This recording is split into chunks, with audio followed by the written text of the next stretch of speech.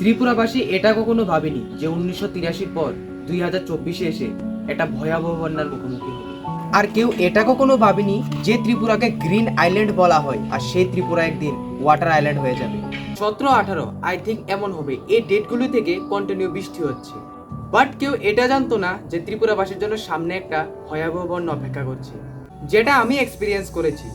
গ্রামে ছিল মনসা পুজো, এই কারণে আমি ফ্যামিলির সাথে গ্রামে যাই। কিন্তু দশমীর পর থেকে প্রবল বৃষ্টির ফলে পুরো জায়গায় সাগরে পরিণত হয়ে যায়। একটা সময় তো এরকম লেগেছিল যে আর মনে হয় না বাঁচবে বলে। আমাদের মহিলা গ্রামে হাতে গোনা শুধু 10টা বাড়ি জলের নিচে ডুবেনি, আর না হলে সব জলের নিচে ডুবে যায়। আমাদের পার্শ্ববর্তী বীরগঞ্জ গ্রাম, একদম পুরো গ্রামে জলের নিচে ডুবে যায়, কোনো জায়গায় আর বাকি নেই। 70 থেকে 80 জন মানুষ তারা ওই গ্রামে আটকে পড়ে। কিন্তু আমাদের মহিলা গ্রামে যারা অভিভাবক রয়েছে তারা নিজেরা উদ্যোগ করে সে মানুষগুলাকে রেস্কিউ করে। যখনই মানুষগুলো এক এক করে সেফ এরিয়াতে এসে পৌঁছেছে, তখন তাদের চোখে মুখে শুধু একটাই কথা, তারা যেন মৃত্যুকে অনেক কাছ থেকে দেখেছে। আমার নিজের চোখের দেখা, মানুষ একটু খাবারের জন্য, একটু পানীয় জলের জন্য কিনা ছটফট করছিল। ওই সময় জন্য আমি নিজে চেয়েও মানুষকে সাহায্য করতে পারছি না, কেননা আমি একজন নিজেই শরণার্থী হয়ে গেছিলাম। 2024-এর বন্যা আমাদের এটা শিখিয়েছে যে খাবারের গুরুত্ব, পানীয় জলের গুরুত্ব। আমি মন থেকে অসংখ্য অসংখ্য ধন্যবাদ জানাই সেই সব ভাইদের যারা রেস্কিউ করে মানুষদের সেফ এরিয়াতে নিয়ে পৌঁছেছে এবং খাবার দাবার সার্ভ করছে। আমি তাদেরকে অসংখ্য ধন্যবাদ জানাই যে এরকম প্রবল বন্যার মধ্যেও যেন ওরা মানুষকে তারা সাহায্য করতে পেরেছে। তো এখন আমরা চলে এলাম মহিলা গ্রামের দিকে। বাড়ি ঘর বা রাস্তাঘাটের থেকে জল নামলেও এখনো নদীর জল কমেনি। তো এখনো আমরা দেখতে পাচ্ছি বৃষ্টি কমার 4-5 দিন হয়ে গেছে, কিন্তু মহিলা ব্রিজের যে উপরে জলটা রয়েছে এখনো কমছে না। এখানে অনেক নর্দমা জমা হয়েছে, এই কারণে হয়তো বা জলটা পাস হচ্ছে না।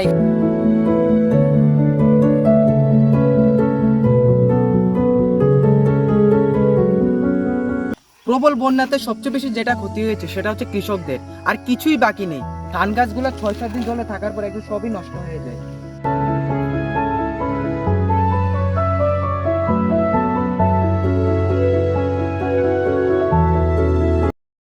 আর এইখান থেকে শুরু করে এই মাঠ অব্দি পুরো জায়গাতে পুরো সমুদ্রের মতন জল বইছিল। হয়তোবা এই রাস্তাটা নর্মাল রাস্তা হতে পারে, কিন্তু বন্যার সময় এইখানে জলের যে স্রোত ছিল, একজন দাঁড়িয়ে থাকতে খুব কষ্ট হতো।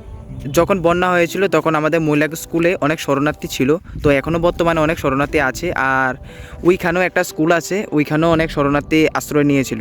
এই বন্যাতে যাদের সব কিছুই শেষ হয়ে যায় সেটা হচ্ছে মৎস্যজীবীদের। মৎস্যজীবী থেকে শুরু করে যাদের পানের বর রয়েছে বা ছোটোখাটো মুরগির ফার্ম, এগুলা কিছুই আর বাকি নেই, সবগুলোই শেষ। এই বন্যার ফলে অনেক ঘরেই তো জল ঢুকেছে, কিন্তু সবচাইতে যেটা বেশি ক্ষতি হয়েছে সেটা হচ্ছে মাটির গুদাম ঘর।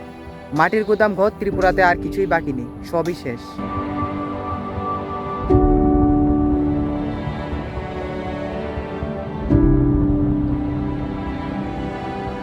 বেশিরভাগ মানুষের কিন্তু মাটির গুদাম ঘরে কিন্তু তাদের ছোটবেলার স্মৃতি অনেক জড়িয়ে ছিল, তো আর স্মৃতি নেই।